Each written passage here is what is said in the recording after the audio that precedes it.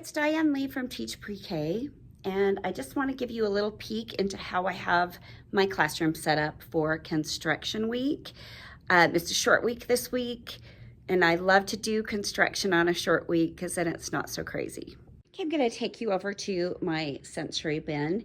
And for sensory play this week, I have got this really nice fine sand funnels, sifty scoops, construction cones, trucks, and I just have these guys. They looked like they were construction-y guys. So I think the kids will have a lot of fun with all of that stuff. The kids love trucks, and they also love doing the sand through the funnels. So they'll have a great time with that. And on my alphabet wall, I actually have an entire construction alphabet from A to Z. One of them is a big stretch. It's a green screwdriver for G. I could have done greater. It's so funny, the things you think about later. I've got some posters over here. My writing center just has construction trucks and construction people to color. On the tables, these two tables at least, I just have what their starters are going to be for Monday. Here are my construction posters, and I know a lot of you do the creative curriculum, and I've changed most of my posters for every theme to now live photos instead of graphic clip art. So I especially love the trucks, and the kids really love the trucks. In dramatic play, we have got our construction site and a little workshop. I do have like the bunting sign that I usually do over the corner, but for some reason I couldn't find it. It might have gotten destroyed because I've had this set for a super duper long time. I have a lot of signage, as you can see, and for props, I've got my construction cones. Here is a bin of paintbrushes. Got two hard hats here, two hard hats here. I have got four toolboxes set out, and they all have the exact same tools in them. Down here, I have got some construction safety vests, a couple of tool belts, and then over here, I love this. I love just putting stuff under here and closing it so the kids have to seek it out. I've got this fun little Bob the Builder power set tool. It's like a sander, a saw, and a vacuum cleaner. And then here's just a bunch of power tools. And just to make it extra fun and probably a whole lot more chaotic, I've got just those Melissa and Doug cardboard blocks in here. We've got tons of them at the school. I'm gonna see how they do with just this many, and I might give them more.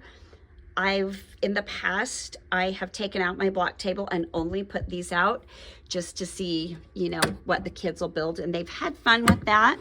But I had fun this time with my block table. I've got all these construction trucks. I made these blueprints a million years ago, you guys, and I lost them. And now I found them, and I decided I'll put them up in my block center. I made each one of the structures that I've got the blueprints for. I've got a couple more in my theme bin, but I put those out, and I thought I'd just have the trucks doing the things that construction trucks do, pushing things, trying to pick things up, hauling things away, stuff like that. So I think they are going to have a lot of fun. I have a lot more blocks in here that I will put out during the week. And then I've got more pocket chart vocabulary here and here. And on my magnet board, I didn't have very many construction truck magnets, so I just coordinated them with shape magnets of similar colors. My bookshelf is just full of construction truck and construction books. Over at my little table where I just put fun stuff, I've got some candy builders. I think I'll just switch out builders nearly every day so they'll have a different thing to build with. Today it might be the candy builders, tomorrow it might be some Duplos, it might be the Mega Blocks. I have a lot of building sets that just don't have enough for a large group to use. So I might just put those out every day. How I'm going to start the week, you guys, is I have a box of our play tools right here. And at circle time, I'm just going to bring each tool out and ask, you know, what's this called? Do you know what this is? What do we do with this? What's it used for? How is it used? So I'm going to see what their prior knowledge is about all these different tools. And we will use all these tools in a center. We will measure these tools with Unifix cubes, and then we might use our measuring tape too, and I'll show them the numbers and things like this. But I did this activity last year and the kids really, really liked it. It's basically a zero prep activity. It's a good way to introduce the names of all these tools, what they're used for, and then we will go on and talk about safety with tools. And I don't know, if you guys are not familiar with my teacher cart, I have drawers for every day of the week here.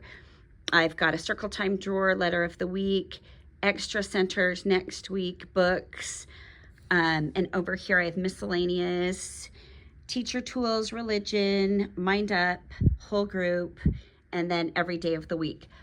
I ended up with norovirus last week. So Tuesday night, I went to dinner with my husband, felt terrible. We had to hurry and come home, and I was violently ill. And if I didn't have this system, my poor aide would not have known what to do. She would have had to figure it all out. I was asleep the entire day on Wednesday. I would not have been able to answer the phone or a text or anything. I was out. On Thursday, I wasn't much better. So this system, you guys, saved me, saved her. It kept her on track with my lesson plan, and she always knew where to go to find out what we were going to do. I'll show you, like Monday is Martin Luther King Day, so it is empty. But on Tuesday, here's that tool measuring thing with the Unifix cubes. I'm not going to use the pictures, but if I wasn't here, nobody would know that, so they would know what the activity is. And I've got that activity and this My Toolbox activity. We also do our letter of the week activity, usually on the first day of the week. And please, please, please, I know everyone says no letter of the week, no letter of the week. If you do letter of the week the way I do letter of the week, you're fine. You're fine, because you're still teaching every single letter. So I've got my Wednesday, we're gonna act out the three little pigs. So I've got my pig snouts and my wolf masks, and we're gonna make hard hats. So I have my hard hat templates and an example right there. Wednesday, we're gonna make these shape trucks. You guys, I designed these, oh gosh, I think my first year. I have an excavator, a cement mixer, a dump truck, and a bulldozer. All these templates are in my construction lesson plan in my Teachers Pay Teacher store, and every activity that I do and that I'm showing you. So I know I've got that, and we're doing something else. Oh, we are building with cups and sticks. So we use giant craft sticks and kind of like a solo cup size cups, and we just build like crazy with them. And it is so much fun. Friday, I don't have anything in the drawer yet. So if I, for some reason, couldn't come on Tuesday and didn't come for the rest of the week, we would be in big trouble. But we usually do journals that day. And And then I'll usually just throw one more like math activity or something pretty easy in there. But so you can see I've got my books here. Sometimes I put the books in the drawers too if there is like a specific book I want read on a specific day. Like what day was it we were doing Three Little Pigs? Wednesday. I've got my favorite Three Little Pigs book. You guys, I'll show you what it is. I love it. It's not the Three Little Super Pig. It's not Huff and Puff. Let's see if it's in here. Yes, it is this version of the Three Little Pigs. It is the Three Little Pigs and the Somewhat Bad Wolf. It's basically the Three Little Pigs story, but it's got kind of a little silly twist to it. And it just uses terminology that makes the kids really, really laugh. They absolutely love it. So, so sometimes I'll put the books in there as well, but my aide's also been with me long enough that she would be able to figure it out super easy. So, yeah, I meant to just talk about construction week, and here I am talking about my little setup, but honest to God, you guys, this saved my class last week. It really, really did. Sad part was, I don't know if you guys know about Robert Sabuto pop-up books, but we did Polar Animals last week, and I was going to show the kids this on Wednesday.